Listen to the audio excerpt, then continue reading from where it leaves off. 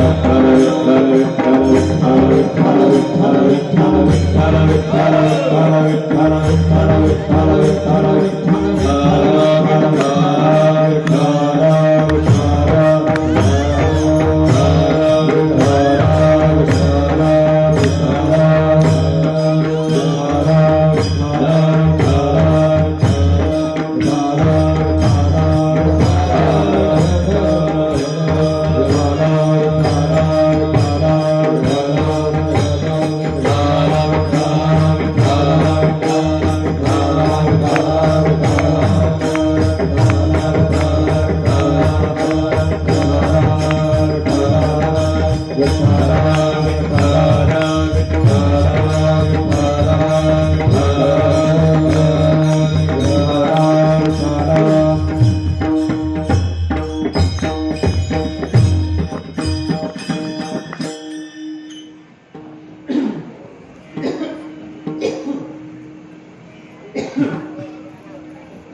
सांगू आता संतांचे उपकार, काय सांगू आता संतांचे उपकार, मग निरंतर जागविती.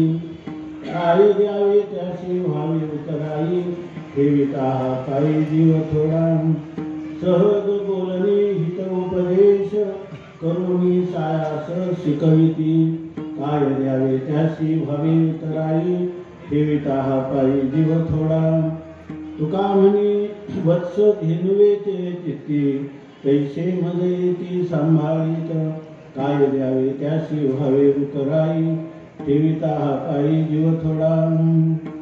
पांडुरंगा करू प्रथम नमन, पांडुरंगा करू प्रथम नमन, पांडुरंगा करू प्रथम नमन, पांडुरंगा करू प्रथम नमन. तुझे चरण संताच्या, तुझे चरण संताच्या, तुझे चरण संताच्या.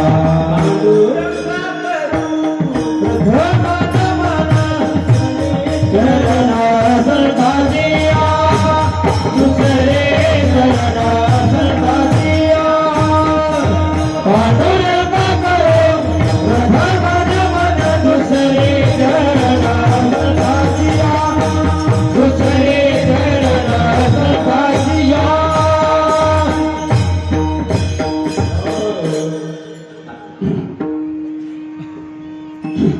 पांडुरंगा करू प्रथम नमन, चरणा संतांच्या. त्यांच्या कृपादानी कथेचा विस्तार, बाबाजी सद्गुरु दास तुका. काय सांगू आता संतांचे उपकार, मग निरंतर जागविती. काय द्यावे त्याशी व्हावी उतराई, ठेविता पायी जीव थोडा. संत सम्राट भगवान ज्ञानोबाराय, वैराग्य राग रसिक जगद्गुरु संत शिरोमणी श्री तुकोबाराय, शांती ब्रह्म श्री संत एकनाथ महाराज, महाराष्ट्रातील सर्व संतांची मांदियाळी, वारकरी संप्रदायाचं परम आराध्य दैवत श्री पांडुरंग परमात्मा आणि आजच्या ह्या महोत्सवाची अधिष्ठात्री संरक्षक संत देवता परमहंस परिव्राजकाचार्य अनंत श्री विभूषित प्रातस्मरणीय वंदनीय गुरुवर्य स्वामी महाराज या सर्वांच्या अलौकिक अकारण करून अद्भुत असीम अपूर्व अहेतुकी अशा दयेमुळं अनुग्रहामुळं तुम्ही आम्ही सर्व हे पावन अशा प्रकारचं संतांच्या दिंड्या ज्या ठिकाणी पांडुरंगाच्या भेटीला निघतात असं हे पावन पर्व आहे, हरिदिनी आहे. आणि या हरिदिनीच्या दिवशी साक्षात संजीवन समाजस्थ असणारे स्वामी महाराज त्यांच्या चरणकमलाजवळ बसून आपण आपलं आत्मकल्याण व्हावं, आपल्या जीवनाचं खरं मंगल व्हावं म्हणून या ठिकाणी या पवित्र अशा क्षेत्रामध्ये हे सुरे गाव म्हटलं तर हे गाव नाही, हे श्री क्षेत्र आहे. म्हणजे क्षेत्र शब्दाचा अर्थ आहे क्षतात्रायती ती क्षेत्रम. म्हणजे आपल्या जीवनामध्ये जे काही आध्यात्मिक आधिभौतिक आधिदैविक संकट येतात, म्हणजे आपल्या जीवनामध्ये आपल्या मनोरोग आपल्याला जे होतात, काम क्रोध लोभ मद मत्सर अशा प्रकारचे मनाचे पण व्याधी आहेत. तसेच शरीराला थंडी ताप करुणा असे व्याधी आहेत, याला आध्यात्मिक ताप म्हणतात. आणि त्याचबरोबर आधिभौतिक ताप म्हणजे आपल्याला शत्रूपासून होणारं दुःख किंवा वाघ सर्प अशी होणारी जी दुःख आहेत त्याला म्हणतात आधिभौतिक दुःख. आणि तिसरं आहे या ठिकाणी आधिदैविक दुःख म्हणजे भूकंप होणं किंवा अतिवृष्टी होणं किंवा दुष्काळ पडणं, करोनासारख्या व्याधीचा उद्भव होणं, प्रचार प्रसार होणं, ही संकट जी आहेत ह्या त्रिविध तापातून आपल्याला मुक्त करण्यासाठी या ठिकाणी संत जे बसलेले आहेत भगवान या ठिकाणी ज्ञानोबाराय जसं म्हणतात ना, ज्ञानदेवे घेतले दान हृदयी धरून या ध्यान समाधी बैसला निर्वाण कथा कीर्तन करीतो. आपल्याला माहीत आहे की काळ जो आहे तो ज्ञानोबारायांना नेण्यासाठी आला. ज्ञानेश्वरीचं कार्य झाल्यानंतर तर त्यावेळेला त्या काळाला या ठिकाणी निवृत्तीनाथ महाराजांनी सांगितलं की अजून 2 वर्ष यायचं नाही, अजून आम्हाला बरंच कार्य करायचं आहे आमच्या माऊलींना, तू यायचं नाही. काळ परत गेला. 2 वर्षांनी आल्यानंतर सोपान काकांनी परतवला. पुन्हा 2 वर्षांनी आल्यावर मुक्ताबाईने परतवला. तर याचा अर्थ असा आहे की नंतर जेव्हा तो काळ ज्ञानोबारायांना विचारतो की कधी यायचं, म्हणे आता कधीच यायचं नाही. या ठिकाणी हे माझा कधी ज्ञानदेवे घेतले दान, समाधी बैसला निर्वाण, अशा प्रकारचा निर्वाण समाधीला मी बसलो आहे की कथा कीर्तन करीतो. संजीवन समाधीमध्ये राहील आणि बाहेर लोकांना ज्ञानेश्वरी, हरिपाठ, गाथा, अमृतानुभव या रूपाने, चांगदेव 65 या रूपाने ह्या सगळ्या जगाला, विश्वाला आनंदाने भरून टाकील. अवघेची त्रैलोक्य आनंदाचे आता किंवा अवघाची संसार सुखाचा भरीन, आनंदे भरीन तीही लोक. त्याप्रमाणे ह्या क्षेत्र शब्दाचा अर्थ आपण पाहत होतो. अशा प्रकारची क्षत म्हणजे आघात, जीवनाला प्राप्त होणारे त्रिविध ताप आणि ह्या क्षतात्रायते, ह्या सगळ्या त्रिविध तापापासून जो आपलं रक्षण करतो, जे आपलं रक्षण करतं त्या भूमीला म्हणतात क्षेत्र. आणि अशा प्रकारचं हे सुरेगाव क्षेत्र आहे. म्हणजे या ठिकाणी भलतेने येथ सद्भावे ना हवे, तर प्रयाग माधव विश्वरूप आघवे येतुले, प्रयाग माधव विश्वरूप पाहावे येतुलेनी संसाराशी द्यावे तिळोदक.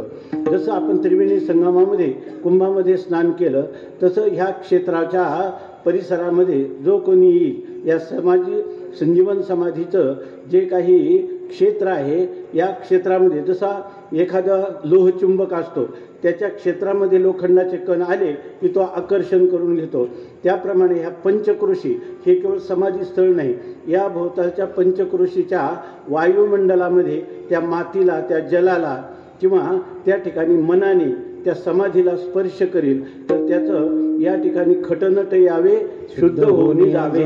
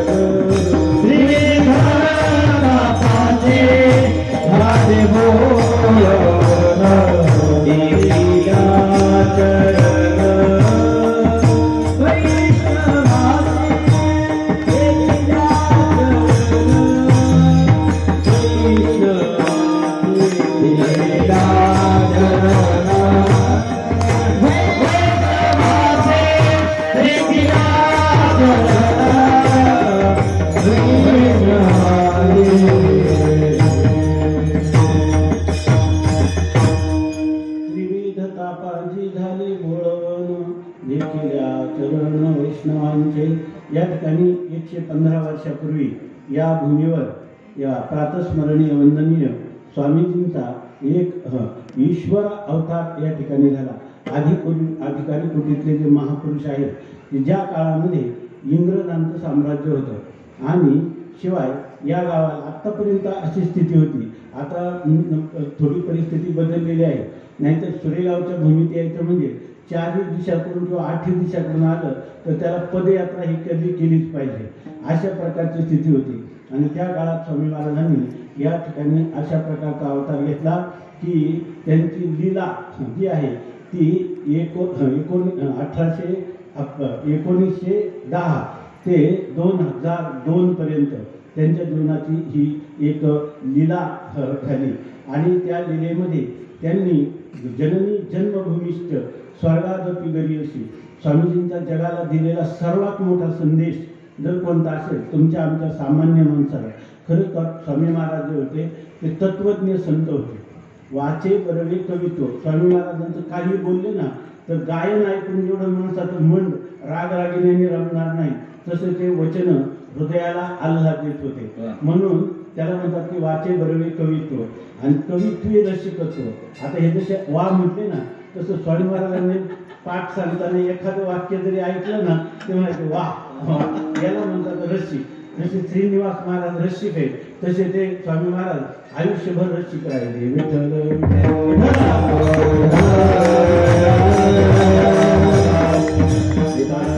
कवित्व कवित्वी रसिकत्व, पण रसिकत्वी परतत्व स्पर्श द्यायचा. त्या रसिकपणाने खूप असला, आनंद घेतला, वा जरी म्हटले तरी सुद्धा त्याच्यामध्ये तत्वज्ञानाचा स्पर्श पाहिजे. हे 3.5 हाताचं शरीर मी नाही, मन मी नाही, बुद्धी मी नाही, मी याच्या पलीकडचा असणारा सच्चिदानंद स्वरूप आत्मा आहे. हे स्वामी महाराजांचं खरं जीवन होतं. स्वामी महाराज थोडं जरी काही झालं का स्वामी महाराज म्हणायचे आज माझं डोकं फिरलं, आज मला बरं वाटत नाही. स्वामी महाराजांना थोडं सुद्धा वाकडं सहन होत नव्हतं. जे मनामध्ये त्यांच्या जे असेल ते झालं तरच त्यांना आनंद वाटायचा. मग ते म्हणायचे रात्री माझं डोकं फिरलं, मला झोपच येईना.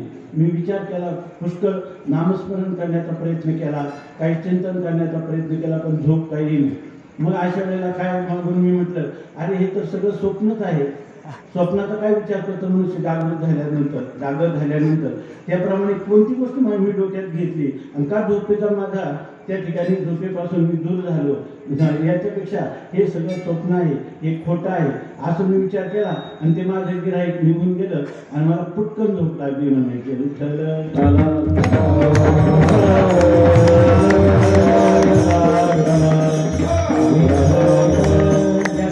स्वामी महाराजांचं खरं जीवन जे होतं ते वेदांत जीवन होतं.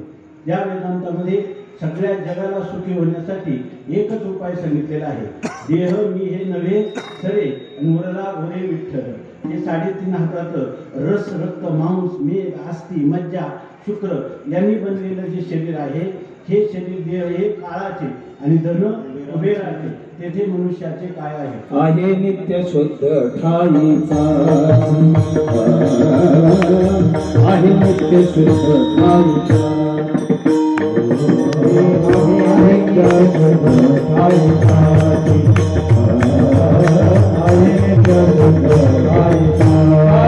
कोणाचा कोणाशी नगरे संबंध, कोणाचा कोणाशी नगरे संबंध, कोणाचा कोणाशी नगरे संबंध, कोणाचा कोणाशी नगरे संबंध. आहे नित्य शुद्ध ठाईचा, आहे नित्य शुद्ध ठाईचा, आहे नित्य शुद्ध ठाईचा, आहे नित्य शुद्ध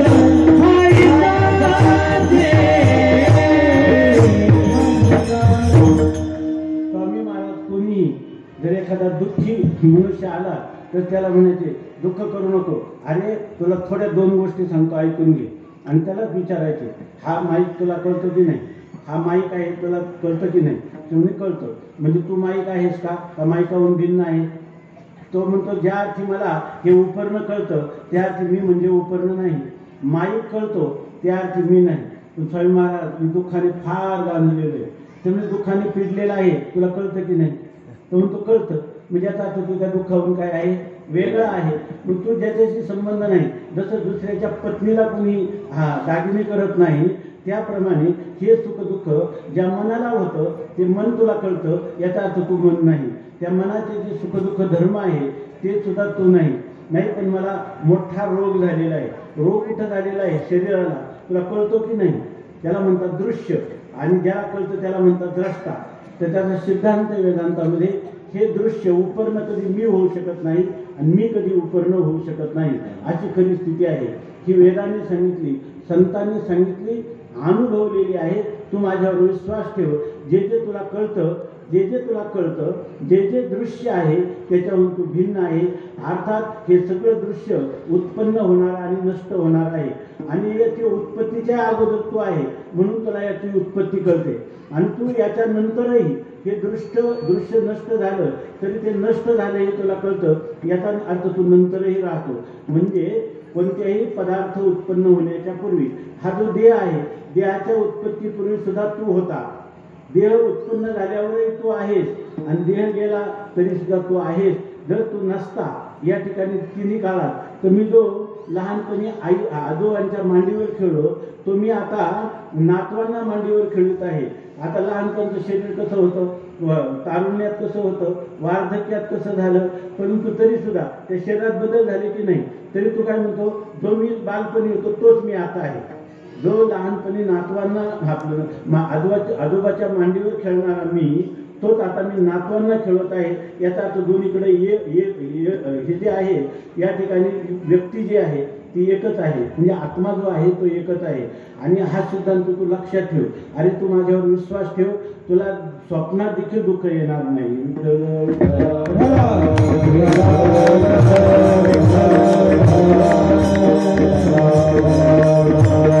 वास्तविक स्वामी महाराजांचं अशा प्रकारचं हे तत्वज्ञ व्यक्तिमत्व होतं. आता सांगितलं ना की वाचे बरवे कवित्व, कवित्वी रसिकत्व, आणि कवित्वी बरवे रसिकत्व, आणि रसिकत्वी परतत्व स्पर्श द्यायचा. या ठिकाणी परतत्व म्हणजे परमात्म्याचा साक्षात्कार, परमात्म्याचा साक्षात्कार. आणि ते असं नाही की या ठिकाणी आपल्यापासून परमात्मा दूर नाही आणि त्याचं दर्शन नाही, तो परमात्मा मीच आहे, अशा प्रकारचा जो बोध आहे त्यांनी सांगितलं ज्ञानोबरायांनी. आस्तेच्या महापुरी विगताची कोटीवरी, परिप्राप्तीच्या पहिल्या विपायला निघे. अशा प्रकारची स्थिती आहे.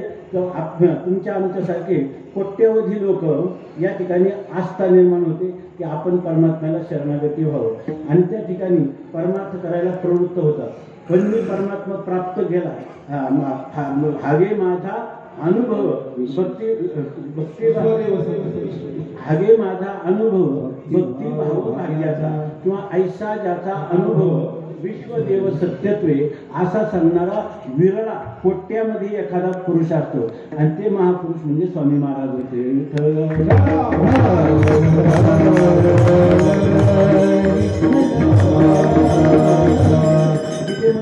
बहुनाम जन्मनाम अंते ज्ञानवान मान प्रपद्यते.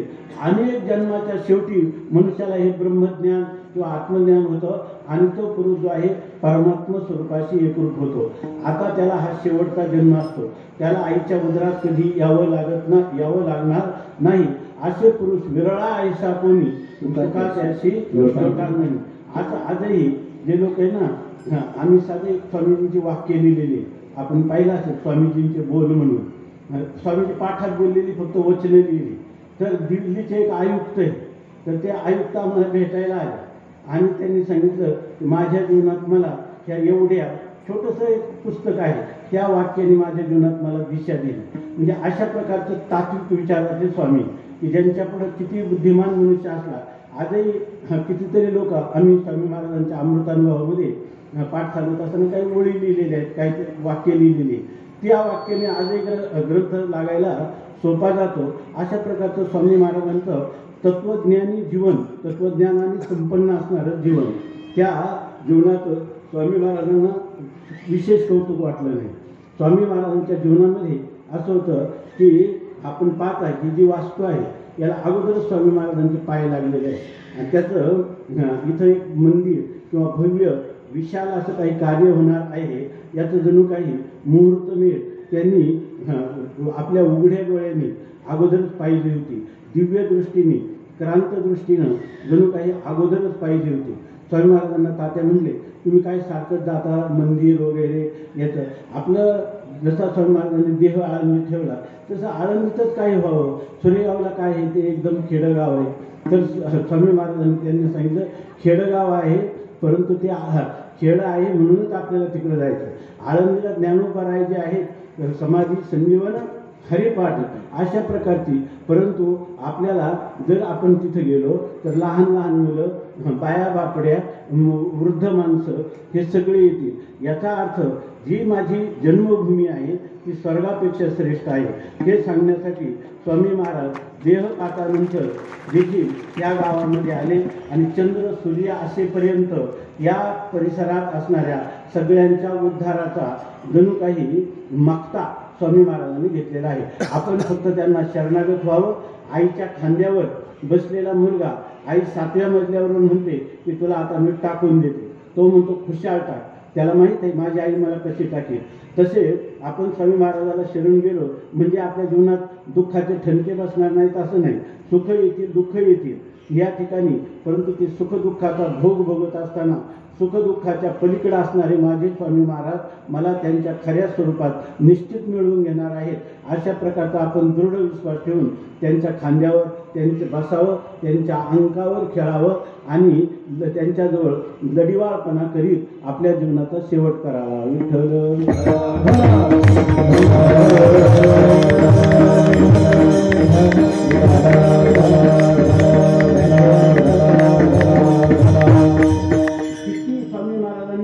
त्या जन्मभूमीचा आपल्या देशाचा किती अभिमान होता. याच्यामध्ये आता आपले दररोज सरकारने सांगितल्याप्रमाणे कृत्रिम भारत माझा देश आहे की नाही असं आपण म्हणतो, पण आपण भारत माझा देश आहे या शब्दाचा अर्थ सुद्धा आपल्या डोळ्यापुढे येत नाही. परंतु स्वातंत्र्याच्या काळामध्ये म्हणजे जवळजवळ 1936 अशा प्रकारच्या काळामध्ये 36 किंवा 32 या काळामध्ये स्वामी महाराजांनी अशा प्रकारचा संकल्प केला की भारत स्वतंत्र असावा. यांनी 1945ला तिरंगा झेंडा याच्या वेशीवर कोणते सुरेगावच्या वेशीवर लावला. अशा प्रकारचे असणारे स्वामी महाराज. नंतर जेव्हा स्वातंत्र्य मिळालं स्वामी महाराजांना किती आनंद झाला असेल. महात्मा गांधींच्या बरोबर ज्यांनी जवळजवळ 2 वर्ष जेलमध्ये राहिले. ब्राह्मण शरीर 16 पाळणारं. आता जेलमध्ये काय 16 असेल बघा. परंतु काही होईल ते हो या शेवटी लाभ आणि तुझी देव जाणे. पण जसा लोकमान्य टिळक म्हणतात स्वातंत्र्य हा माझा जन्मसिद्ध हक्क आहे आणि तो मिळविणार. ह्या शब्दाला खरं करून दाखवणारं भारतातलं एकमेव अद्वितीय व्यक्तिमत्व लोकमान्य टिळकांचा खऱ्या जे काही उद्दिष्ट होतं त्याचा जागृत असणारं म्हणजे परमवंदनीय स्वामी महाराज.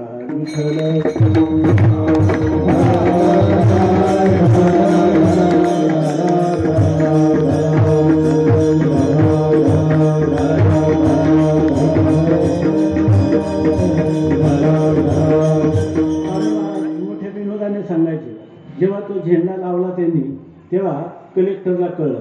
तेव्हा ते इंग्रज अधिकाऱ्यांनी एक अधिकारी घोड्यावर इथं पाठवला नगरहून.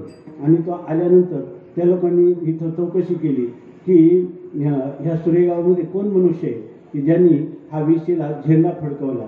लोक जरा टाळाटाळ करायला लागले. त्यांनी सांगितलं आम्ही तपास करणार, आम्ही तुम्ही नाही सांगितलं आणि तुम्ही न सांगितल्यामुळे तुम्हाला सुद्धा शासन करू. तुम्ही कोण आहे त्यांचं नाव सांगा. आता स्वामी महाराजांचं नाव कोण सांगणार. लोक सांगेना त्यांचं नाव. परंतु त्यातले एक कोणतरी वयोवृद्ध होते आणि त्यांना असा युक्तिवाद सुचला. हा हो म्हणे ते आमच्या गावचं बामणाचं पोरग आहे म्हणे आणि ते ना थोडं डोक्याने मंद आहे म्हणे. हा त्यांनी केलं होतं असं. तुम्ही वेडा आहे का मग जाऊ द्या म्हणे. त्या माणसाने काहीच केलं नाही.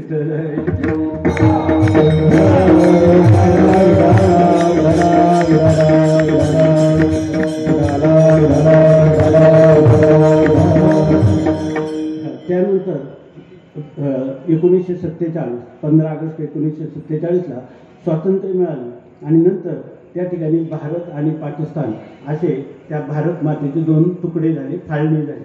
फाळणी हा शब्द आहे त्याला. आणि ही गोष्ट जेव्हा स्वामी महाराजांना कळली का आपला अखंड असणारा देश 2 विभाग त्याचे केले गेले त्यांना सहन होईना. म्हणून स्वामी महाराज या ठिकाणाहून निश्चय करून की आम्ही आमच्या जीवनामध्ये केलेल्या कार्याचा काही उपयोग झाला नाही, केलेल्या त्यागाचा उपयोग झाला नाही. म्हणून रेल्वे खाली जीव देण्यासाठी गेले आणि रुळावर पसरले. आणि जेव्हा ती गाडी आली आपल्याला माहिती धडधड आवाज येतो. स्वामी महाराजांच्या आई ही एक विदुषी स्त्री होती, सामान्य स्त्रीसारखी वागणारी. परंतु स्वामी महाराजांनी ऐकलं होतं ती नेहमी गुणगुणत असताना पण तिच्या काय आवडीचा अभंग होता. ती म्हणायची मरण मागे तो गाढवाचा बाळ. तिला तारुण्यात आईला वैधव्य आल्यामुळं बहुतेक त्यांच्या अंतःकरणात अनेक वेळा आत्महत्येचे विचार आले असावे आणि त्यामुळं त्यांनी ते तुकाराम महाराजांचं कडवं जे आहे ह्या अभंगाचं चरण जे आहे ते आपल्या जीवनाचा एक स्थायी भाव बनवलं. त्यामुळे ते प्रमाण स्वामी महाराजांच्या ऐकण्यात होतं. आणि स्वामी महाराज जेव्हा त्या रुळावर झोपले, आता गाडी येते, आपल्या शरीराचे 2 तुकडे होते.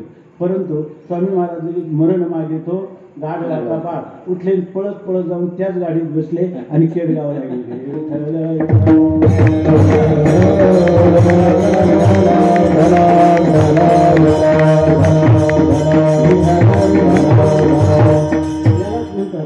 जन्मभूमी स्वर्गापेक्षा आहे. अशा प्रकारचं हे त्यांचं ब्रीद आहे.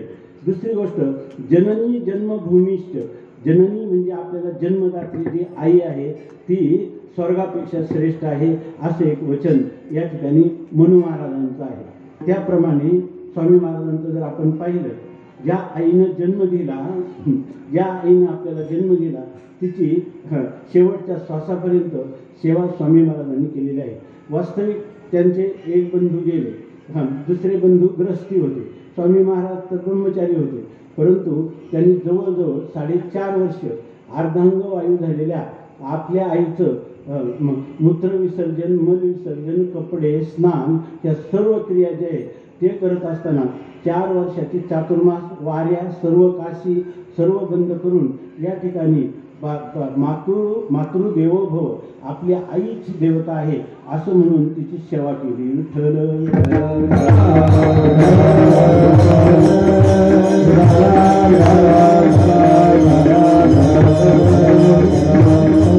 स्वामी महाराजांनी आईचे काय त्यांची एक एक जर वर्णन करायचं झालं तर आपल्याला रात्री पुरणार नाही, आपलं आयुष्य पुरणार नाही. अशा प्रकारचं त्या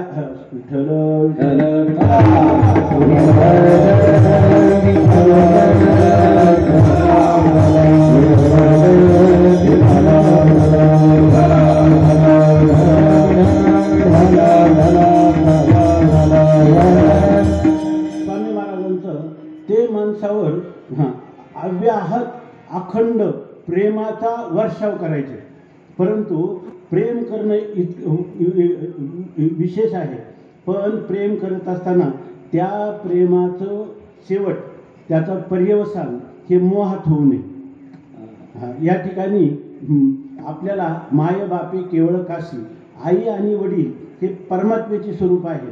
त्याने न साक्षात तीर्थक्षेत्र आहेत, त्यांनी न जावे तीर्थाशी, त्यांना तीर्थाला जाण्याची गरज नाही अशी जी शास्त्रवचन आहेत त्याचं स्वामी महाराजांनी पालन केलेलं आहे. परंतु या ठिकाणी माता पिता बंधू धन आप्तेष्ट हे जे आहेत हे त्या अशी गोष्ट आहे, जर आपल्याला परमार्थ करायचा असेल तर त्यांच्यावर निश्चित प्रेम करावं, पण त्यांच्याविषयी मोह किंवा अंतकरणामध्ये चिकटा असू नये. विठ्ठल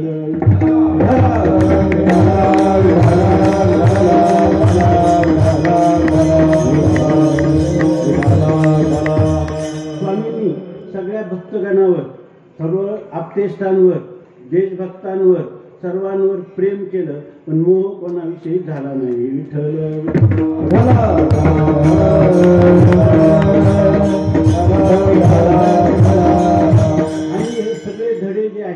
त्यांना त्यांचे असणारे गुरुवर्य या ठिकाणी गुरुवर्य प्रातस्मरणीय वंदनीय दादा महाराज साखरे किंवा विनायक महाराज साखरे यांच्याकडे त्यांनी अगोदर तारुण्यामध्ये हे धडे गिरवले आणि नंतर ते या ठिकाणी परमार्थात किंवा लौकिकामध्ये किंवा व्यवहारामध्ये प्रवृत्त झाले.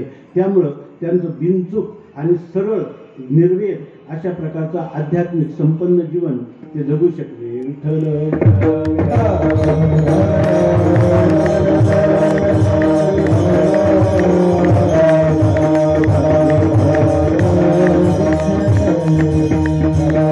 स्वामी महाराज सांगायचे, आता कीर्तन म्हणून कीर्तन तर अभंग घेतला काय, आता कीर्तन स्वामी महाराजांचं जे काय आठवणी त्यांच्याजवळ मला तर कधी कधी वाटतं की जी माणसं 2002 नंतर जन्मली, 2000 आणि त्याच्या आधी साधारणतः जे 2002च्या 5 वर्ष आधी जन्मली, तर ती जी लोक आहेत ती थोडी अभागी आहे, कारण त्यांना स्वामी महाराजांचं दर्शन झालं नाही किंवा त्यांना कळलं नाही. आपण जी लोक आहेत आपल्याला परमार्थ काही कळू नाही तर नाही कळू, परंतु स्वामी महाराजांच्यावर असणारी आपली जी निष्ठा आहे त्या निष्ठेमध्ये आपल्यासारखे भाग्यवान आपणच आहोत, कारण आपण स्वामी महाराजांना डोळ्यांनी पाहिलं.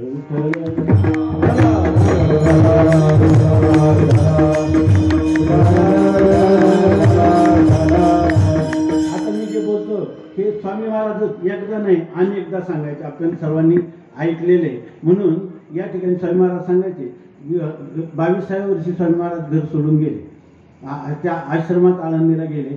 त्या ठिकाणी बरेच गोष्टी आहेत, पण एक महत्त्वाची गोष्ट सांगायची की त्या ठिकाणी स्वामी महाराज 6 वर्ष राहिले. तर गेल्यानंतर स्वामी महाराजांनी इकडचे लोक शोधू नये म्हणून ते न सांगता गेले होते. मग त्यांनी पत्र दिलं भावांना, तात्यांना, की या ठिकाणी मी आळंदीला आहे. पण त्यावेळेला नेमका खूप थंडीचे दिवस सुरू होते. आश्रम हा इंद्रायणीच्या तटाकावर होता. त्या काळात झाडी झुडपं होती, पिकं होती, त्यामुळं थंडी जास्त होती. म्हणून त्यांनी काही पैसे वगैरे नेलेले नव्हते.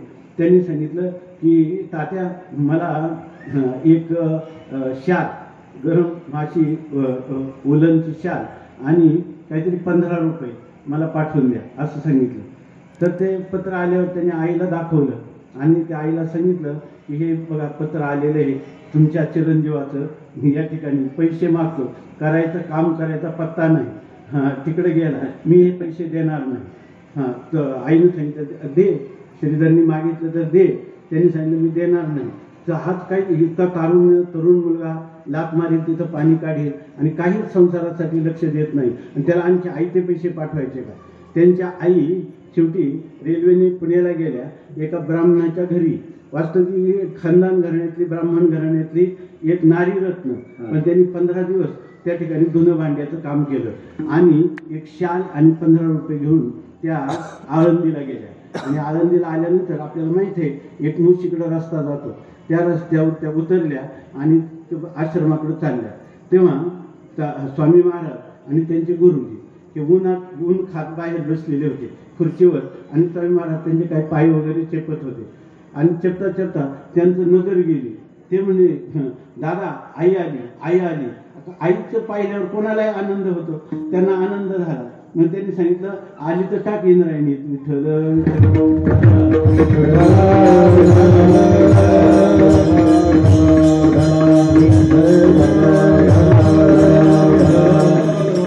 कथा कादंबऱ्यातही घडणार नाही असं त्यांचं जीवन आपल्याला पाहायला मिळतं. स्वामी महाराज पळतच गेले आणि आईला उचललं कवळीत आणि आले आणि त्यांच्या समोरून तितक्याच वेगात इंद्रायणीचं पात्र शेजारीच आहे साधकाश्रमात चालले तिथून. त्यांनी सांगितलं अरे कुठं चालला, म्हणून त्याला इंद्रायणी टाकून येतो विठ्ठल.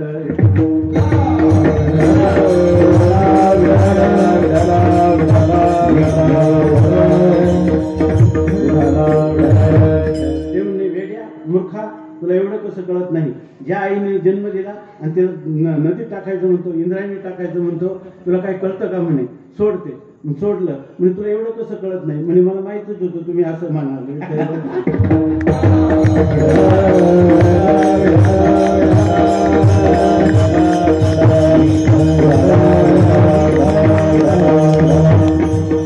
याचा अर्थ जननी आणि त्या आईची एवढी सेवा केली आणि तोपर्यंत संन्यास घेतला नाही, तीर्थ यात्रा बंद ठेवल्या. आणि ज्या वेळेला आईचा शेवटचा क्षण आला, बोलता येत नव्हतं, अर्धांगवायू झाला, तर आईनं जाताना त्यांना असे आशीर्वादाचं हे केलं. जर स्वामी महाराजांच्या शेवटच्या काळात कोणी सेवा करायला लागलं, आपले नामदेव महाराज, एकनाथ महाराज, त्या सर्वांना माहीत आहे याच्यामध्ये, तर कोणी सेवा करायला लागले तर स्वामी महाराजांना कधी त्याचे आभार वाटले नाही. ते म्हणायचे बेट्यानं तुम्ही काय माझी सेवा करता, माझ्या आईचे आशीर्वाद माझ्या पाठीमागे आहे.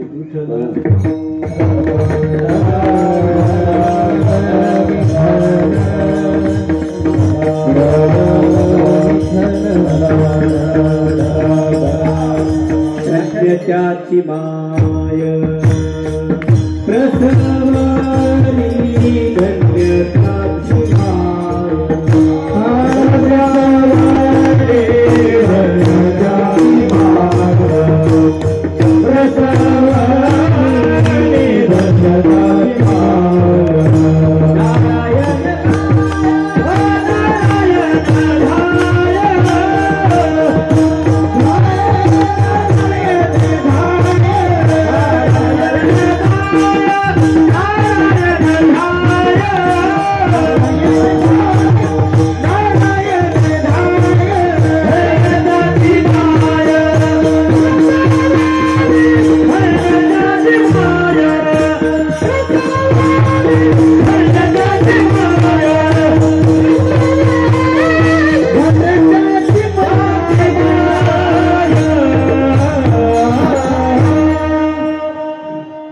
नारायण गाय नारायण ध्यान धन्य त्याची माय प्रसवली. अशा प्रकारचं हे स्वामी महाराजांचं व्यक्तिमत्व आहे. आईला त्यांनी सांगितलं त्यांचा स्वभाव होता. आई लग्न करा म्हणत होती, ऐकलं नाही, कधीच ऐकलं नाही स्वामी महाराज. त्याचं आई सांगते, एक दिवस आईला त्यांनी सांगितलं, आई तुम्हाला एवढं आग्रह करते त्या संसारातच मला पाडायला पाहते ना, तर मग तू लग्न केलं की नाही केलं, मग तुझ्या जीवनात तुला सुख मिळालं का? तर त्यांनी सांगितलं, तुम्ही लहान असताना तुमचे वडील वारले, माझ्यावर त्याची जबाबदारी पडली, मला रात्रंदिवस कधी सुटका कशाला, म्हणजे एवढी मोठी जमीन हे सर्व सांभाळत असताना मला सुखाचा लेस सुद्धा माझ्या जीवनात मिळाला नाही. मग ते म्हणे, आई जर तुला संसारात यत्किंचितही सुख मिळालं नाही आणि त्या संसारात तुम्हाला प्रवृत्त करते, मग तुला आई म्हणू का हाडळ म्हणू?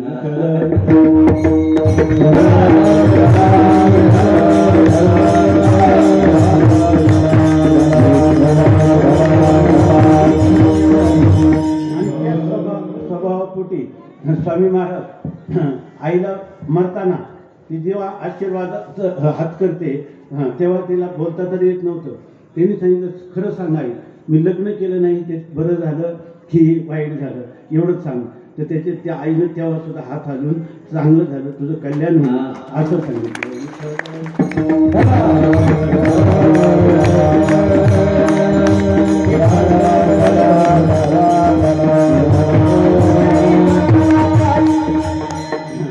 स्वामी महाराजांना लग्नाचा आग्रह आई वारंवार करायला लागली.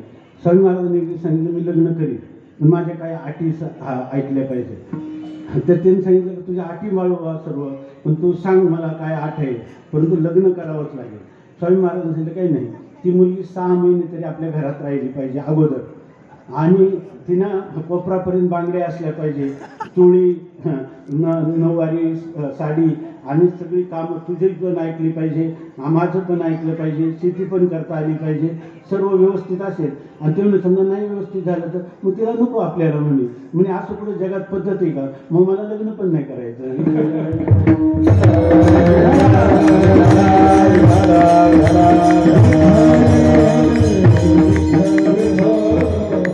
म्हणजे याचा अर्थ असा आहे की स्वामींच्या सगळ्याच गोष्टी ज्या आहेत त्या अलौकिक अशा स्वरूपाच्या आहेत. परंतु असे असणारे स्वामीजी 115 वर्षापूर्वी त्यांनी असं ठरवलं की या ठिकाणी हे जे काही देश, जननी, जन्मभूमी या सगळ्या गोष्टी ज्या आहेत त्या आपल्या जीवनामध्ये धन्यतेला प्राप्त झाल्या पाहिजे, अशा प्रकाराने अवतार धारण केला. आणि याच देहामध्ये याची देही याची डोळा भोगू मुक्तीचा सोहळा, या ठिकाणी जीवनमुक्त अवस्था प्राप्त करायची, विदेह कैवल्य प्राप्त करायचं, तरी आपल्या स्वेच्छेने पुन्हा त्या सुरेगावच्या ह्या क्षेत्रामध्ये यायचं. आणि चंद्र सूर्य आहेत तोपर्यंत ह्या संपूर्ण मानव मात्राला खऱ्या प्रकारचं आश्वासित करणारं अशा प्रकारचं मार्गदर्शन करायचं असं सांगितलं. म्हणजे आता परवाच कोणीतरी सांगितलं, मला आता लक्षात नाही, की त्यांनी सांगितलं का चंद्र सूर्य असेपर्यंत. अरे स्वामी महाराजांची समाधी चंद्र सूर्य असेपर्यंत नाही, स्वामी महाराजांचा समाधी आहे तोचपर्यंत चंद्र सूर्य राहतील, नाही तर ते राहणार नाही.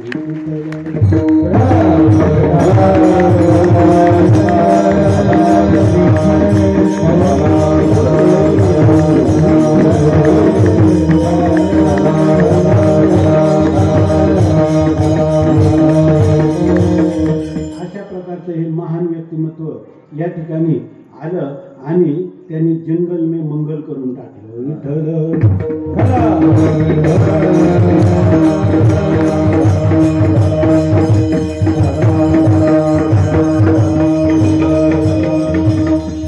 तेव्हा असे जे महापुरुष असतात, जगाच्या कल्याणा संतांच्या विभूती देह कष्टविधी परोपकारी अशा प्रकारची स्थिती आहे. काय वाणू आता न पुरे हे वाणी आणि मस्तक चरणी घेवी तसे, थोरी व सांदिले आपुली परिशे नेनो शिव कैसे लोखंडाशी. जसा एखादा जर लोखंड आहे आणि त्यांनी ठरवलं का परिसाचा लोखंडाचा संबंध झाला की काय होतं, त्या लोखंडाचं सोनं होतं. तेव्हा एकाने काय केलं, त्या परिसावर मोठा घनच लोखंडाचा घालून त्याला फोडायला गेला. फोडायला गेला तर त्याचं काय झालं, सोनच झालं.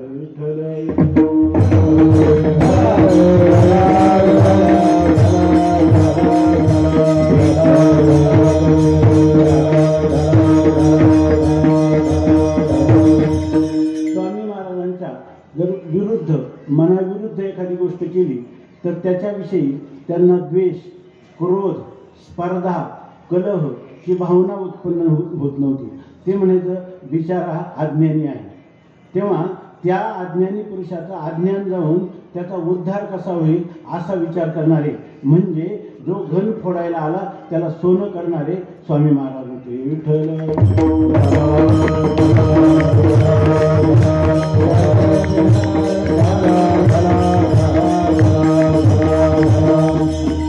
तुकोबारायचं म्हणतात लोह परिसाची नस आहे उपमा. लोखंड आणि परिस यांची सुद्धा उपमा देता येणार नाही. साधू सारखे साधूच. विठ्ठल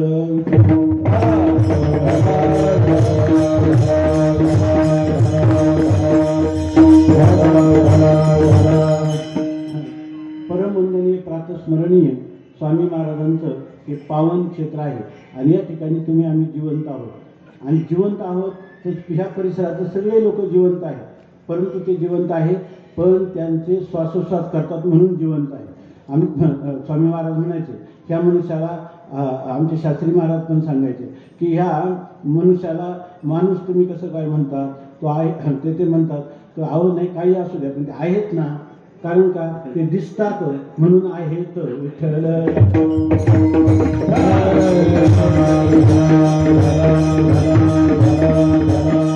तसं सर्वच लोक श्वासोश्वास करतात आणि जिवंत आहेत. परंतु ते जरी श्वासोश्वास करीत असले तरी लोहाराचा भाताही श्वासोश्वास करतो.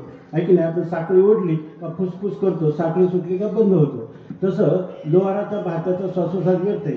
आणि आम्ही जे श्वासोश्वास करतो ते सार्थक आहेत की नाही, ते जिवंतपणाची सिद्धी करतात की नाही. भाता तो जिवंतपणाची सिद्धी होऊ देत नाही. तसं या परिसरामध्ये अनेक लोक समुदाय जरी असला तरी त्या जनसमुदायामध्ये आज या हरिदिनीच्या पावन पर्वामध्ये, प्रस्थानच्या पावन पर्वामध्ये, प्रस्थान शब्दाचा अर्थ आहे ज्या प्रकर्षेन स्थियते अस्मिन आत्मनी, म्हणजे मनुष्य आपल्या आत्मस्वरूपात, परमात्म स्वरूपात स्थिर होण्याचा जो क्षण आहे त्याला म्हणतात प्रस्थान. आणि हे प्रस्थानाला आम्ही जिवंत आहोत. आपले श्वासोश्वास सार्थक आहेत म्हणून आपल्या भाग्याचं आपणच वर्णन करायचं.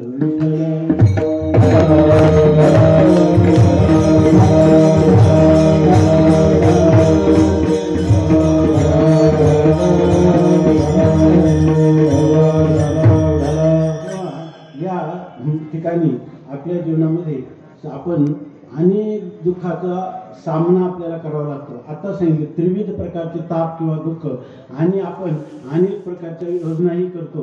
परंतु कधी नाना साधनाच्या केल्या खटापटा परित्या न पोहती याच्या दारवंटा. त्या सुखाच्यासाठी एवढी आपण प्रयत्न करतो पण एवढे प्रयत्न करून त्या सुखाच्या माझघरात तर जाऊ द्या उंबरठ्यापर्यंत पण आपण जाऊ शकत नाही. आणि हे कार्य करणारे संत आहेत. आणि म्हणून माणसाने जीवनामध्ये व्याह्या जावई, श्रीमंत, पुढारी यांची संगती करण्यापेक्षा किंवा यांच्या जीवनामध्ये आपल्याला यांचं साह्य अपेक्षा करण्यापेक्षा मनुष्याने आपल्या जीवनात खरी जर सुखाची वाट चोखाळायची असेल आणि दुःखातून कायमचं मुक्त व्हायचं असेल तर संत संगतीशिवाय, संत सेवेशिवाय, संतांच्या आज्ञा पाळण्याशिवाय दुसरा कोणता उपायच अस्तित्वात नाही.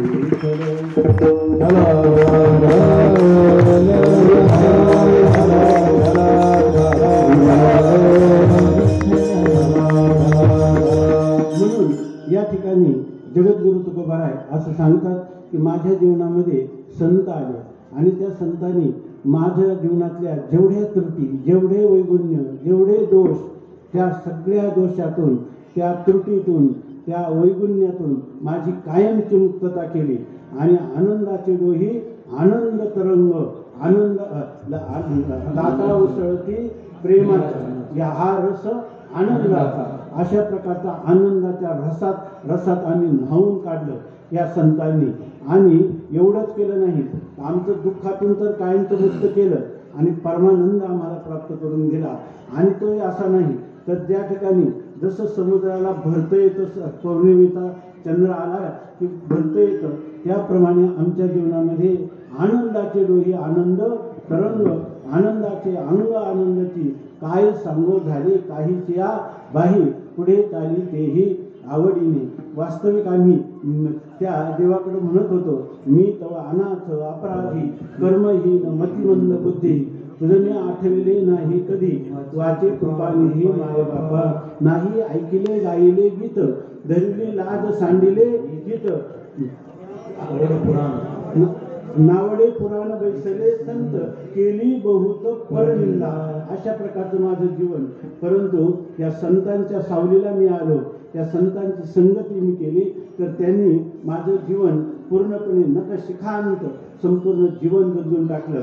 आता ज्या दुःखाने मी होरपळत होतो, ज्या विशेष सुखामध्ये मी रात्रंदिवस रंगून गेलो होतो, ते विशेष सुख मला आता तुच्छ वाटत आहे.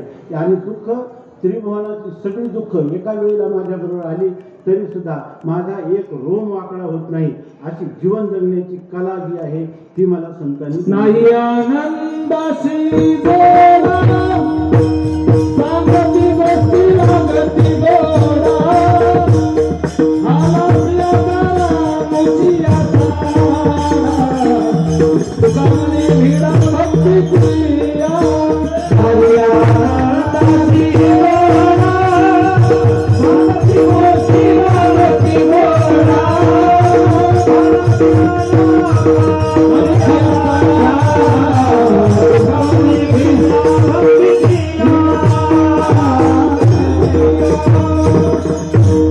आनंदाच्या पोटी साठवल्या आम्हा पोटी प्रेम चालीला प्रवाह नाम ओघलवला हो.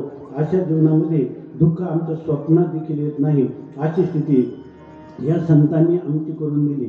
वास्तविक आमची कोणत्याही प्रकारची योग्यता नव्हती, परंतु त्यांनी आम्हाला बोटाला धरून आम्हाला गाढ अशा अज्ञानरूपी अंधकारातून अज्ञानरूपी झोपेतून आम्हाला जाग केलं आणि जाग करून आम्हाला आमच्या जीवनाचा मार्ग दाखवला. आणि तो मार्गामध्ये शेवटचं जे मुक्कामाचं ठिकाण आहे, परमात्म साक्षात्कार, आत्मसाक्षात्कार, ब्रह्मसाक्षात्कार, परमानंद, अत्यानंद, ब्रह्मानंद, अशा प्रकारचा दुःख संबंध रहित आनंद, त्या निरसा आनंद, तो आनंद आम्हाला प्राप्त करून दिला. पण असं आहे की मनुष्याने जीवनामध्ये जे आपलं कल्याणाचा मार्ग दाखवेल, जे आपला उद्धार करेल, जे आपल्याला सहाय्य करेल, त्याच्यावर त्या मनुष्यातनी कायम त्याच्याविषयी कृतज्ञ राहिलं पाहिजे. तुकाराम महाराज म्हणतात, मी संतांच्या संगतीत राहिलो, संतांचे पायी हा माझा विश्वास, सर्व भावे दास झालो त्यांचा, त्याची माझी हित करीती सकळ, जेणे हा गोपाळ कृपा करी, भागलिया मज वाहतील कडी, त्यांची आणि जोडे सर्व सुख.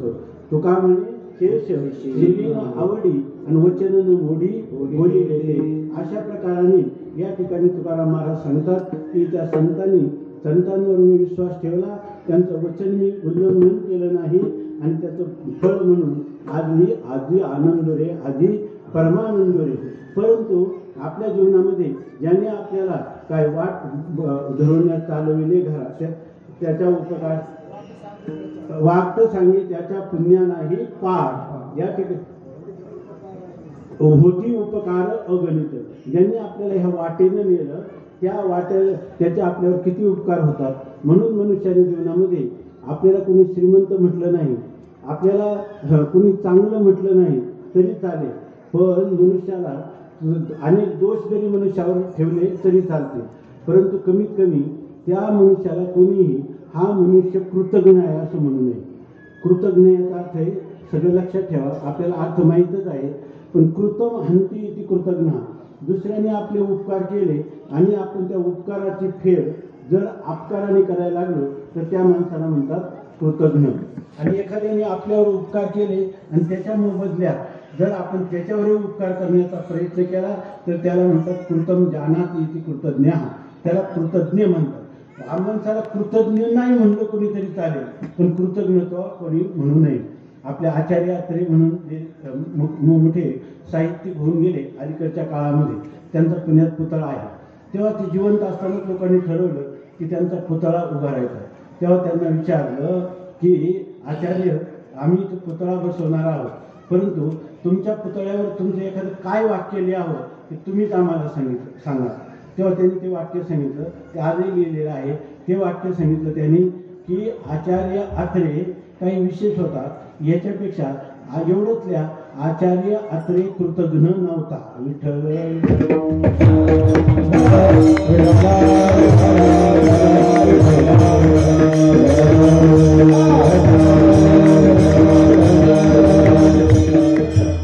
आमची आई म्हणायची की जर तुम्हाला एक तांब्याभर पाणी आयुष्यात कोणी दिलं असेल तुम्ही आयुष्यभर त्याचे ऋणकरी झालेले. विठ्ठल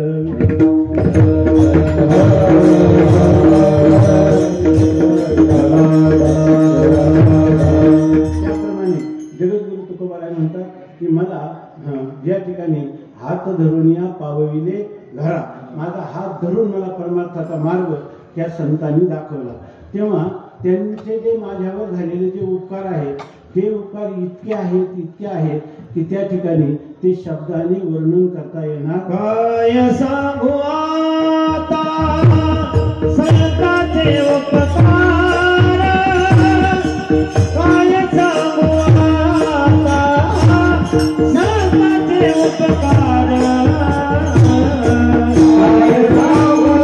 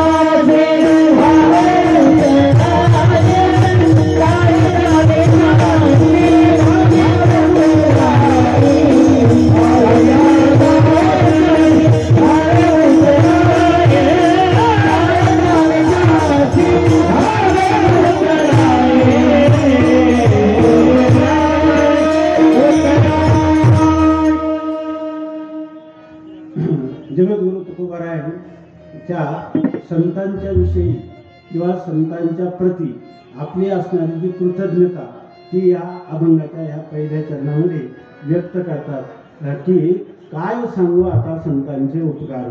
म्हणजे संतांचे उपकार काय सांगू म्हणजे काय शब्द जो आहे ना त्याचे अनेक अर्थ होतात. एक प्रश्नचिन्ह, आता मी जावं काय असं जर विचारलं तर आपण प्रश्न विचारला मी जावं किंवा न जावं असा त्या काय शब्दाचा अर्थ झाला. किंवा काही लोक म्हणतात आता त्याचं काय सांगू, म्हणजे जर त्याच्याविषयीचा गुण किंवा दोष एखादा असला तो एकच सांगितला पण मला माहीत असलं तर काय सांगू असा पण ते काही शब्दाचा अर्थ आहे. आणि काही लोक म्हणतात त्याचं काय विचारायचे, म्हणजे तो मनुष्य इतका सज्ज नाही का किती गुण तरी तुम्ही वर्णन केले तरी ते कमीच आहे, किंवा तो इतका दुष्ट आहे की किती दोष सांगितलं तरी तो ते दोषाचा काय आहे इतका पुतळा आहे तर त्याचं वर्णनच करता येणार नाही. तसं तुकोबाराय या ठिकाणी सांगतात की ह्या संतांनी माझ्यावर केलेले उपकार शब्द आहे ना, उप म्हणजे जवळ आणि कार म्हणजे करोती म्हणजे आपल्या हृदयात राहून किंवा आपल्या बुद्धीत आपल्या अंतःकरणात संत प्रवेश करतात आणि प्रवेश करून आपल्याकडून सगळं करून घेतात. म्हणजे आपण कोणत्याही अधिकारात असले तर हळूहळू आपल्या हृदयामध्ये परिवर्तन करतात आणि चांगल्या मार्गावर आपल्याला लावतात की तुका म्हणे तुम्ही चला याची वाटे पांडुरंग भेटे भरवसेनी. अशा प्रकारचं हे संतांचं मानव जातीला सांगणे. उठा जागे व्हारे आता स्मरण करा पंढरीनाथा, भावे चरणी ठेवा माथा, आणि चुकवा व्यथा जन्माचा. धनदारा पुत्र देऊन बंधू सोयरे पिशून, सर्व मिथ्याही जाणून शरण माया विघ्ने कर्मला खरे, म्हणता मी माझे निगरे, घेतो संपत्तीचे वारे सासुकारे धाई. संत जे असतात ते आपल्याला जागवतात म्हणजे निरंतर जागवतात. म्हणजे ते स्वतःच्या जीवनाकडे पाहत नाही, पण समोर दुःखी असणारा आपला जो मानव मात्र आहे, जो आपला शरणागत भक्त आहे, शिष्य आहे, तर त्याच्या उद्धाराची रात्रंदिवस चिंता वाहतात. आणि संतांचं खरं काम आहे ना, आपल्याला वाटतं की संतांनी आपल्याला एका संतती नसेल तर संतती द्यावी, संतांनी आपल्याला कीर्ती नसेल तर कीर्ती द्यावी, आपल्याला भरपूर विषय मिळावे की कीर्ती मिळावी, अशी संतांकडं मागणी मागणं म्हणजे हे दारिद्र्याचं काम आहे. विठ्ठल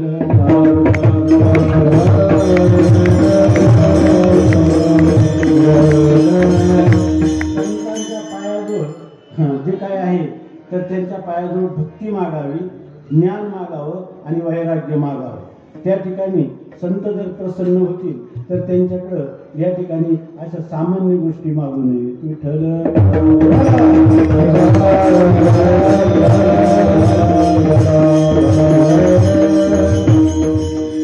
स्वामी महाराजांची गोष्ट सांगतो. एकदा एक मनुष्य त्यांच्याकडे आले, एक जोडपं, तर त्यांचे आपापसात नेहमी भांडण व्हायचं. कोणीतरी त्यांना सांगितलं स्वामी महाराजांकडे जा आणि स्वामी महाराजांचं दर्शन करून या. ते म्हणत आम्हाला कळतो, आमच्या दोघांचं एकमत असलं पाहिजे, काय होतं कळतच नाही. तर त्यामुळे स्वामी महाराजांचं एकदा दर्शन घ्या, पण ते सांगतात लोक. वास्तविक ह्या कारणासाठी संतांकडे जाऊ पण नाही, तर ते आले आणि नंतर ते दर्शन करून आले. योग असा की 1 महिन्यात त्यांचं भांडण झालंच नाही. त्यामुळे ते परत आले एकादशीला आणि दर्शन केलं. स्वामी महाराज म्हणते काय अगदी तुम्ही आता काय महिन्याची वारी ठरवली काय? म्हणजे ठरवली, पण काय असं तुम्हाला काय चमत्कार घडला? तुम्ही अहो 1 महिन्यात भांडणच झालं नाही, कारण तुमची कृपा झाली. ते म्हणे माझी कृपा नाही की त्या बाईची तुझ्यावर कृपा आहे.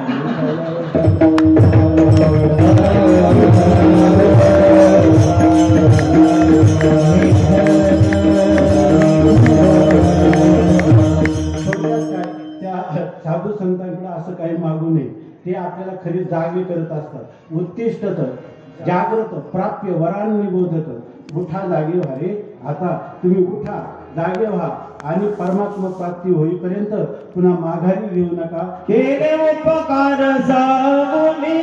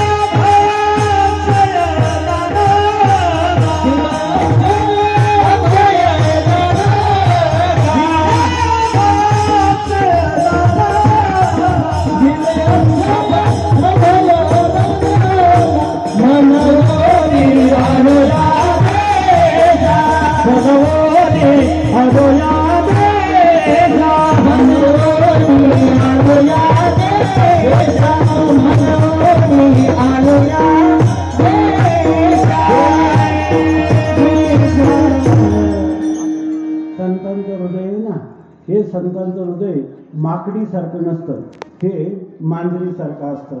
त्या ठिकाणी मांजर जेव्हा विते तेव्हा त्या पिलाच्या संरक्षणासाठी असं म्हणतात की दिवसातून ती काही वेळा जागा बदलते आणि ती पिलू सुरक्षित होईपर्यंत बनवते.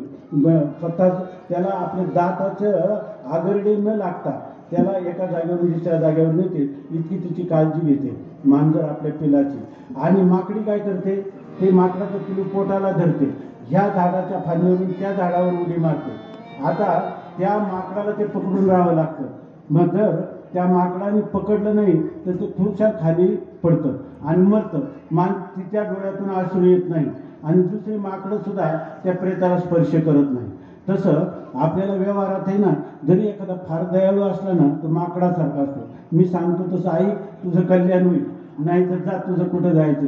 परंतु संत जे आहेत ते मांजराच्या आपल्या त्या पिलाची आई असणाऱ्या मांजरीसारखं त्यांचं मातृ हृदय आहे.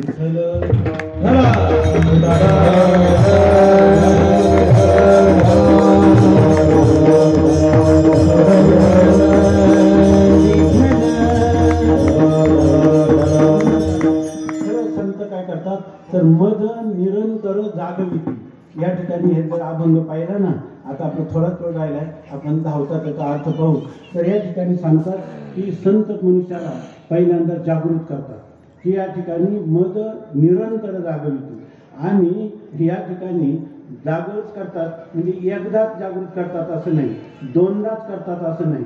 तुमचा उद्धार होईपर्यंत ते संत जिवंत असताना तर तुम्हाला मार्गदर्शन करतात. पण स्वामी महाराजांसारखे अधिकारी कुटीतले पुरुष या ठिकाणी जरी समाधिस्थ झाले, आपल्या दृष्टीआड झाले, तर खऱ्या अर्थाने मागे पुढे उभा आहे, सांभाळित आलिया आघात निवार आहे.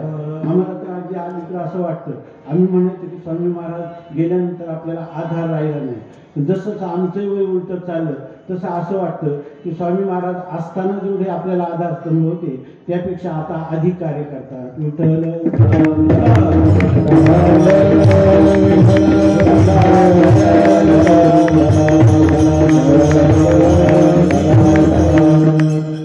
सहज सांगतो, आपण सगळे आमचे मातृतुल्य पितृतुल्य मायबाप आहात. आपल्या स्वामी महाराजांच्या छत्राखाली आपण काही कोणी कीर्तनकार किंवा तुम्ही श्रोते नाही, आपण सगळे बंधू बांधव भगिनी त्यांच्या कृपा छत्राखाली एका कौटुंबिक वातावरणात जणू काही शिळोप्याच्या गप्पा मारत आहोत असं समजा. विठ्ठल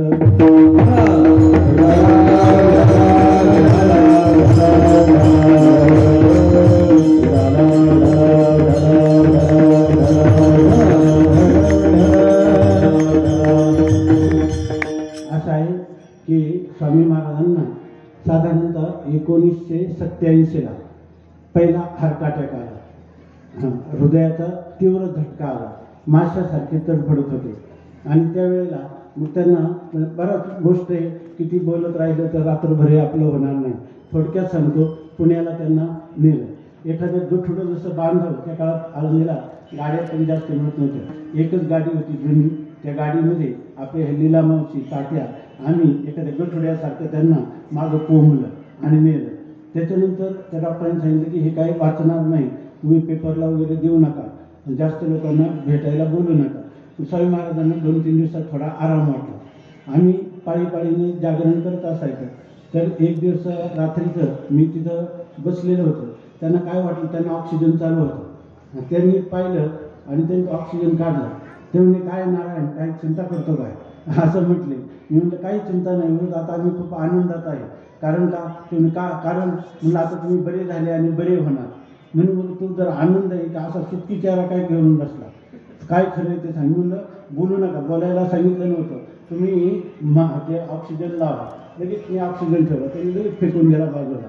ते म्हटले जोपर्यंत तू काय कारण आहे सांगत नाही तोपर्यंत मी ऑक्सिजन घेणार नाही. आता मला सांगणं भागच पडलं. माझ्या मनात जे विचार चालू होते ते हे होते की आपण स्वामी महाराजांजवळ इतके वर्ष राहिलो, पण स्वामी महाराजांना गेल्यानंतर आपल्या जीवनात काय साधना करायची, आम्ही कसं राहावं हे काही विचारलं नाही. आपण केवळ वेदांतच ऐकत गेलो, पण आपल्या जीवनात पुढं काय करावं हे प्रश्न आपण कधी विचारला नाही. आता स्वामी महाराज कधी जाऊ शकतात असा विचार होता. तर मग मला खरं सांगावं लागलं. मी म्हटलं असं वाटतं की तुम्ही गेल्यानंतर आम्हाला काही साधना आम्ही विचारलं नाही, त्याचं मनामध्ये वाटतं. म्हणे किती वर्ष झाले. मी म्हटलं काहीतरी 6-7 वर्ष झाले का 8 वर्ष झाले असं सांगितलं. ते म्हणजे 8 वर्ष जेवढा वेदांत ऐकलं तेवढा मातीत गेला.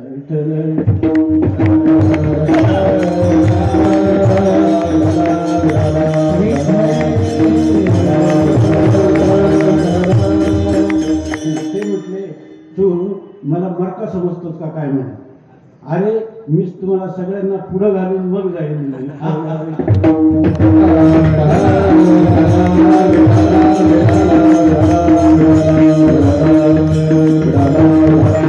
ते म्हटले की अरे मी जर तुम्हाला सांगितलं तोपर्यंत त्यांनी आपले 2-3 मिनिटं बोलले असते, तर त्यांनी सांगितलं मी ऑक्सिजन लावणार नाही. मग त्यांनी सांगितलं मी तुम्हाला सांगितलं असं असं करा तुम्ही. आणि जर तुम्हाला ते झालं नाही तर तुम्ही आणखी तडफडत माराल म्हणे. त्यापेक्षा एक ध्यानात ठेव म्हणे, जसा मार्ग निघेल तसं निघून जायचं व्यवहारात. विठ्ठल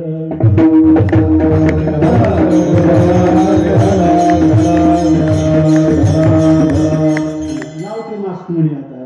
विठ्ठल विठ्ठल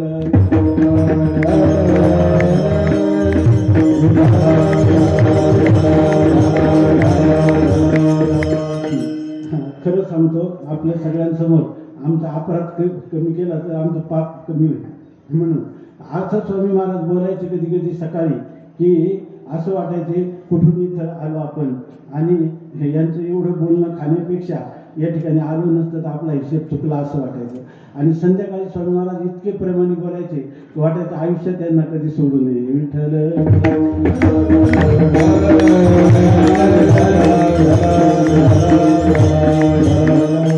स्वामी महाराजांचा ज्या दिवशी समाधी झाला त्या दिवशी आम्ही या सासवडपासून आलेलो होतो. ब्लड प्रेशर तपासून गेलो आणि 1 तासातच स्वामी महाराजांचा म्हणजे ब्रह्मलीन झाले. अशा प्रकारची स्थिती आहे. विठ्ठल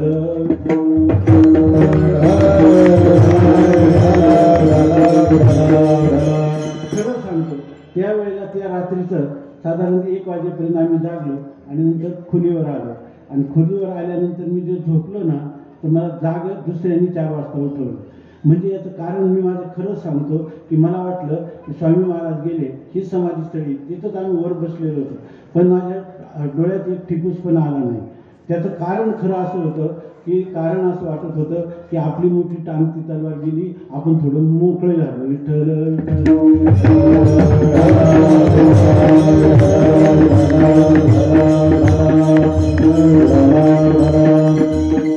पण त्याच्यानंतर 1 वर्षभर माझ्या डोळ्यात अश्रू आले नाही.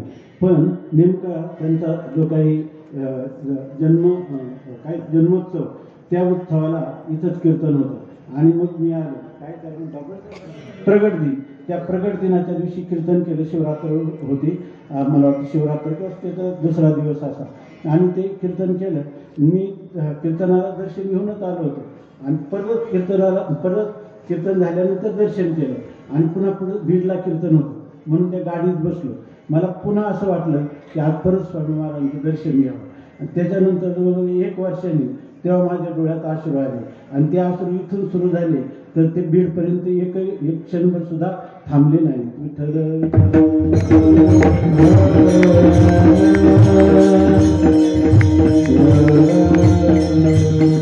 गुरु सखा तुझ वीर जाऊ पाहि माझा प्राण, जाऊ पाहि माझा प्राण, जाऊ पाहि माझा प्राण. गुरु सखा तुझ वीर जाऊ पाहि माझा प्राण, जाऊ पाहि माझा प्राण.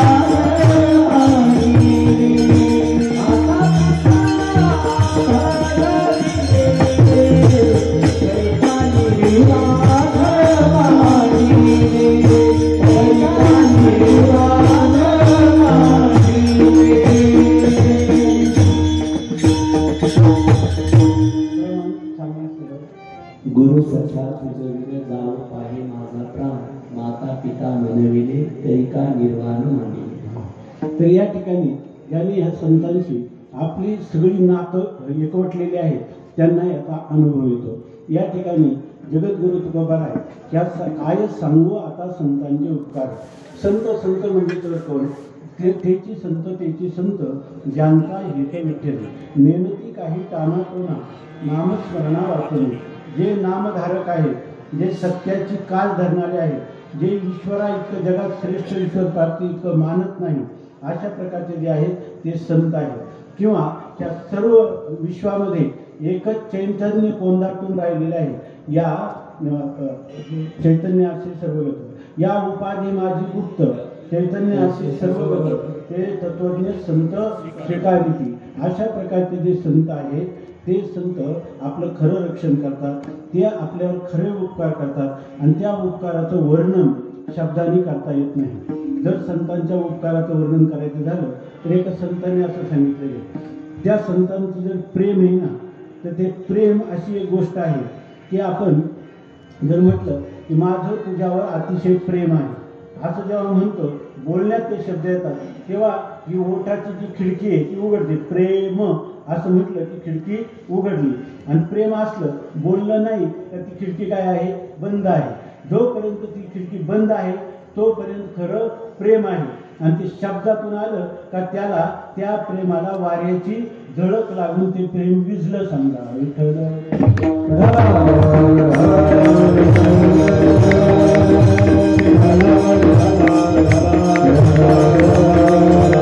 म्हणून तुकोबाराय म्हणतात, काय सांगू त्याच सांगताच येणार नाही. सांगता येणं संतांचे किती उपकार आहे. ते बापन करी ऐशी माय असे ते उपकार आहे. म्हणून काय सांगू आता संतांचे उपकार. कारण का, मज निरंतर जागविती. या ठिकाणी ते मला नित्य निरंतर मला जागवतात म्हणजे झोपेतून उठवतात असं नाही. ही अज्ञान रूपी झोप जी लागलेली आहे, मी सुखी आहे, मी दुःखी आहे, मी जन्ममरण धर्मवान आहे, मी करता आहे, मी भोगता आहे, याच्यात जीव जो सापडलेला आहे त्या अज्ञानाच्या जाळ्यातून त्याला सोडवतात. त्या अज्ञानाच्या अंधकारातून त्याला प्रकाशाकडे आणतात. असतोमा सद्गमय, असत्यातून त्याला सत्याकडे नेतात. तमसोमा ज्योतिर्गमय, अंधारातून अज्ञानातून त्याला ज्ञानाकडं प्रकाशाकडे नेतात. आणि तमसोमा ज्योतिर्गमय मृत्योर्मा अमृतम गमय, आणि त्याला मृत्यूपासून अमरत्वाकडं मोक्षाकडे नेतात. असे हे संत आहेत. होई बाजा गा, होई बाजा, होई बाजा गा, होई बाजा, होई बाजा गा, होई बाजा, होई बाजा गा, होई बाजा, वाऊ जाता गा, सिंह सिंह, ओ बाबा गा, सिंह सिंह, वाऊ जाता गा, सिंह सिंह, वाऊ बाबा गा, सिंह सिंह, होई बाजा गा, होई बाजा गा, होई बाजा गा. संतांना इतकी काळजी असते. जसं एखादा मनुष्य जर आईचा एकुलते एक बाळक पिडलं, जिचा पिढे बाळ अशी जी आई आहे ती किती व्याकुळ होते, तसं संतांना रात्रंदिवस या समाजाच्या उद्धाराची काळजी लागलेली आहे. म्हणून म्हणतात की मद निरंतर जागविती. तर तुमच्या एवढं जर संतांचा उपकार आहे, त्याच्या मोबदल्यात तुम्ही त्यांना काय बरं द्या ते तुकोबाराय अभंगाच्या द्वितीय चरणात सांगतात. Hey,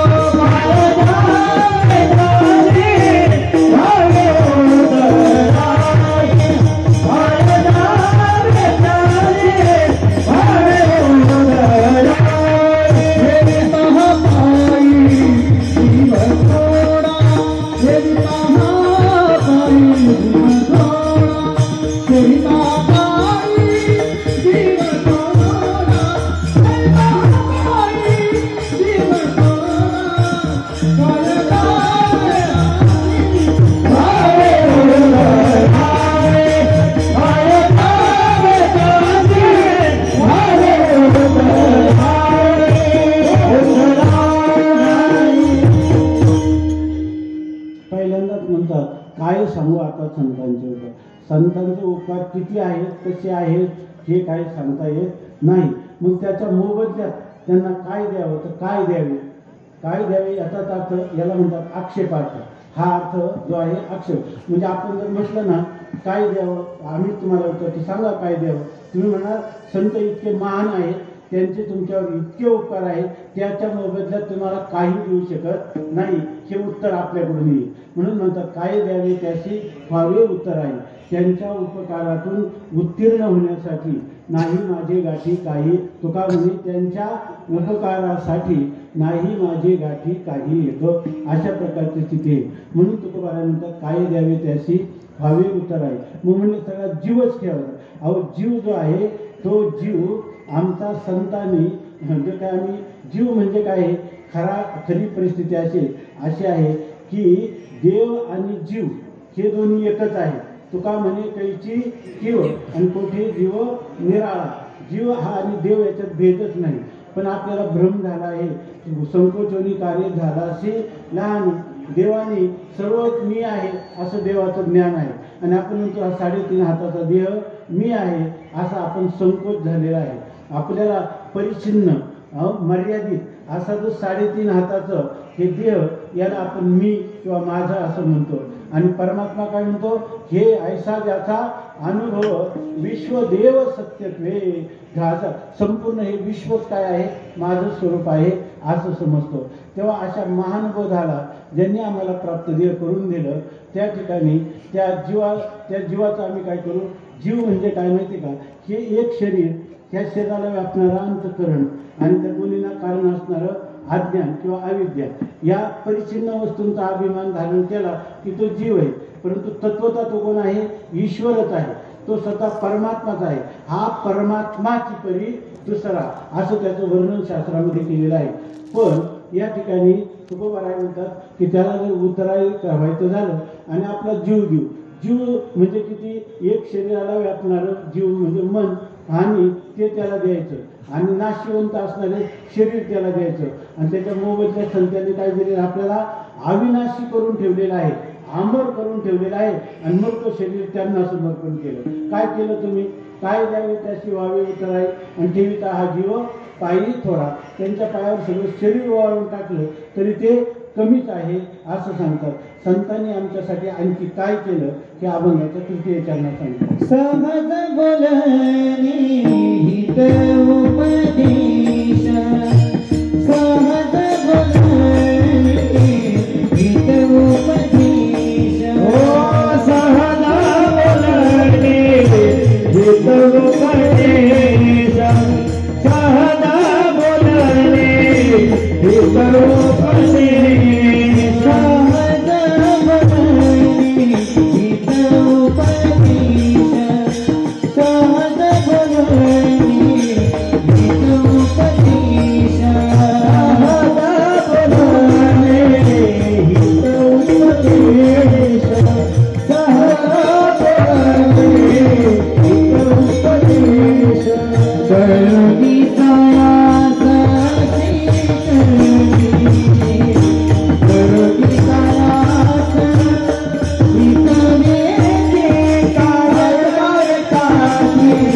भावी उतरावे काय त्याची भावी उतरावे, करुणी सायास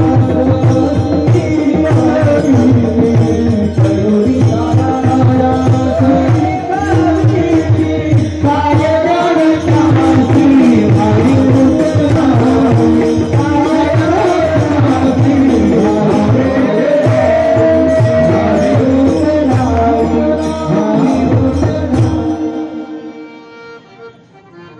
जगद्गुरु तुकोबाराय सांगतात की काय द्यावे त्याशी व्हावे उतराई, ठेविता हा पायी जीव थोडा. आणि संत माझ्या जीवनात जेव्हा आले ते सहज बोलले, तर सहज बोलले हा त्यांचा काय झाला, उपदेश आम्हाला झाला. सहज बोलण्यामध्ये आमच्या जीवनाचं कल्याण होईल अशा प्रकारचं ते सहज बोलले. याचा अर्थ त्यांच्या सहज बोलण्यात देखील आपलं कल्याण आहे. आणि पुढे काय सांगतात की सहज बोलणी हित उपदेश आणि करुणी सायास शिकविती. आणि या ठिकाणी जर प्रसंग पडला हा शिष्य जर मंदबुद्धीचा असला, वैराग्यहीन असला, विवेकहीन असला, तीव्र मुमुक्षुत्व नसलं, जिज्ञासा नसली तरी हळूहळू वाढवतात आणि ते सांगतात मद काय विठ्ठल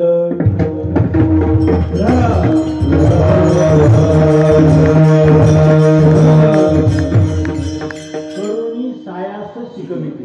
स्वतः प्रयत्न करतात आणि आपल्याला शिकवण्याचा प्रयत्न करतात. किती दिवस लागू द्या, हा म्हणतच राहतो ऊर्ध्व मूल मधशाख, ऊर्ध्व मला अधशाख, हा म्हणत राहतो 100 वेळा. आपले ताते आहेत ना, तात्यांच्या प्रक्रिया विचारसागर जवळजवळ पाठ होतात. त्या तात्यांना काही विचारा, तात्या स्वतः सांगायचे की हे सगळं स्वामी महाराजांचा प्रसाद आहे, कारण मी व्यापारात कधीच खरं बोललो नाही.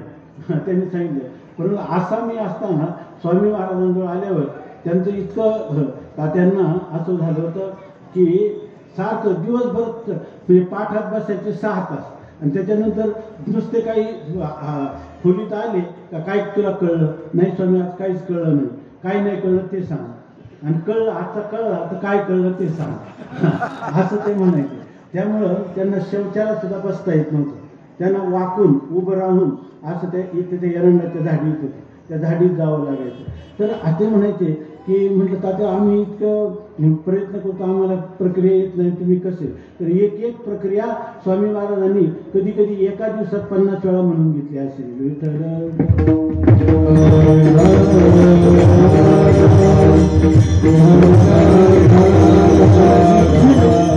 म्हणतात करुणी सायास शिकविती.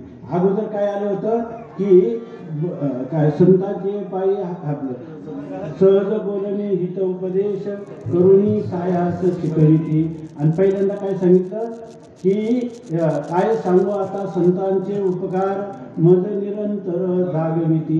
संत काय करतात, जागवतात, आणि जागूनही बी आपण पुन्हा बेसावध झालो तर काय करतात, आपल्याला पुन्हा सायास करून शिकवतात. म्हणजे शिकवतात आणि आपल्याला जागवतात. एवढं नाही, मग आम्हाला खायला काय प्यायला काय याचा सुद्धा विचार संतच करत असतात. की या ठिकाणी ज्याने आपल्याला जीवन समर्पित केलेलं आहे त्याच्याही जीवनाला मागं पुढं सांभाळ त्याचा करत राहतात. हे अभंगाच्या 4th चरणात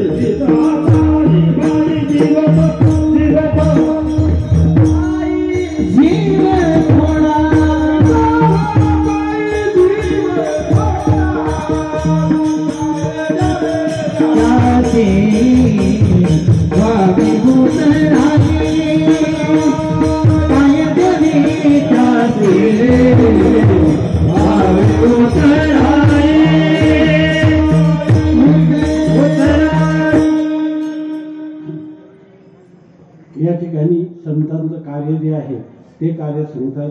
जागविती, शिकविती आणि सांभाळविती अशा संतांच्या ऋणातून आपल्याला जर उत्तीर्ण व्हायचं असेल तर आपल्याजवळ नाही माझी गाठी काही एक.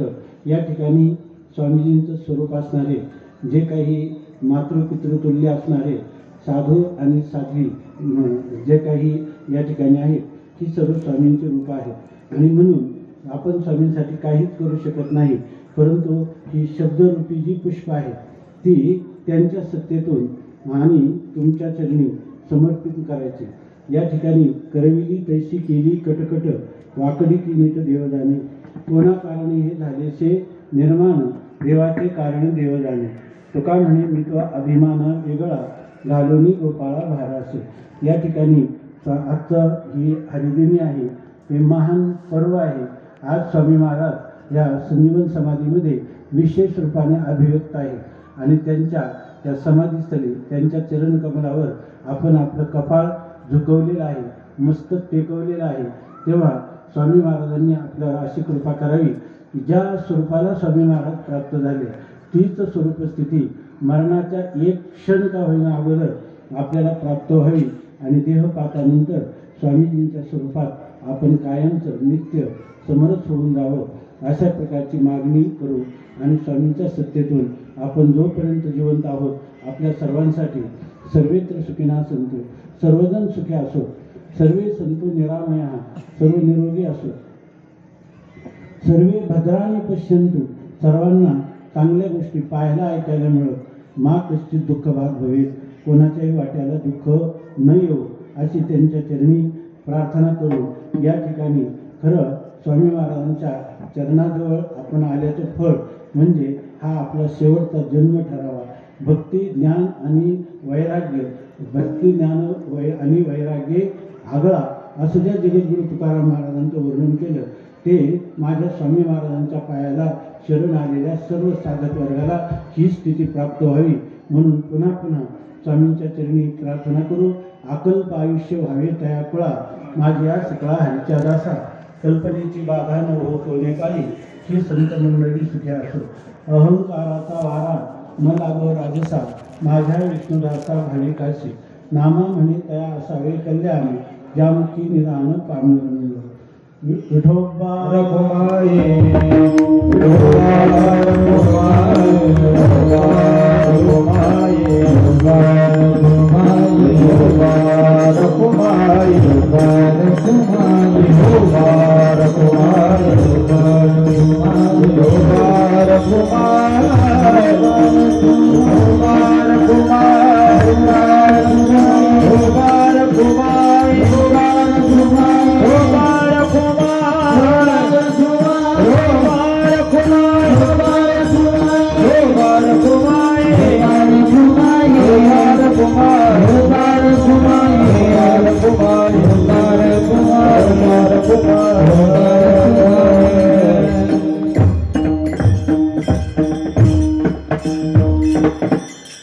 सांगतो की कीर्तनातले 1 तास लेट झाले थोडा हे दरवर्षी तिथं थोडा कार्यक्रम अगोदर असतो, मिरवणूक वगैरे, तर थोडं त्याच्यातही थोडंसं उशीर झाला. पण तो उशीर झाला तो आम्हाला अधिक चांगला वाटला. कारण आमचं असं होतं की आजची सेवा जी आहे तर ते आमचे गुरुबंधू श्रीनिवास महाराज हे करतील. बरं, त्यांना अगोदर फोन केला आणि त्यांना सांगितलं तुम्ही किती वाजता येणार आहे. ते म्हणे मी आताच आळंदीतून आपलं नगरहून निघतो. तेव्हा अर्धा तास कीर्तनाला बाकी होतं. म्हटलं आपण अर्धा तास लेट झाला तर आपोआप येतील. बरं, यांना सांगावं तर येणार नाही कारण कीर्तन करायचं म्हटलं तर, म्हणून आम्ही म्हटलो नाही. परंतु ते अर्धा तास नाही, त्यांनी बरोबर 1 तास लेट आले. आणि जेणेकरून आपण अभंग घेतल्यानंतरही योगायोगाने अभंग घेतला नव्हता, रूपाचा अभंग झाला. तर त्यांना म्हटलं, आमचे हे हरिभक्तीपरायण बंधुवर्य दिलीपदादा कुलकर्णी पण त्यांना म्हटले, परंतु त्यांनी लगेच आपल्याला हात करून हे करून टाकलं. तर ते आम्ही समजतो का हा त्यांचा प्रमाद आहे आणि हे आमचं भाग्य आहे.